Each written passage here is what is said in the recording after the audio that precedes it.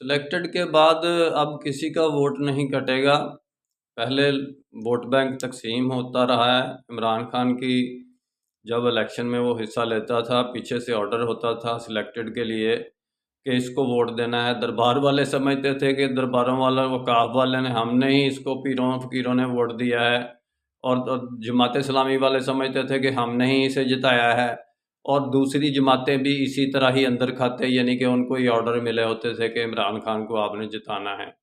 تو سلیکٹڈ کے بعد اب عمران خان کے بعد اب ووٹ بینک کسی کا بھی کسی طرف بھی نہیں کٹے گا، جس کا یعنی کہ جس پہلے بیلنس تھا پیپلز پارٹی کا ووٹ بینک اس کے پاس رہے گا، اور اس طرح کر کے نون لیگ کا اس کے پاس رہے گا۔ بڑی کوشش ہو رہی ہے ووٹ بینک کاٹنے کی، تحریک لبیک پیپلز پارٹی سے ملنے کی کوشش کر رہی ہے، اور اس طرح کر کے دوسرے اہل حدیث گروپ وہ نواز شریف سے ملنے کی یا جماعت اسلامی سے ملنے کی کوشش کر رہے ہیں۔ بہرحال نواز شریف سے زیادہ ملنے کی کوشش کر رہے ہیں، اور بڑا بڑا لالچ ہے لوگوں کو کہ ووٹ بینک کٹ جائے گا۔ پھر اب بھائی جب سلیکشن ہی ختم ہو گئی تو ووٹ بینک کیسے کٹے گا؟ ووٹ بینک اپنی اپنی جگہ پر اب واپس آ جائے گا۔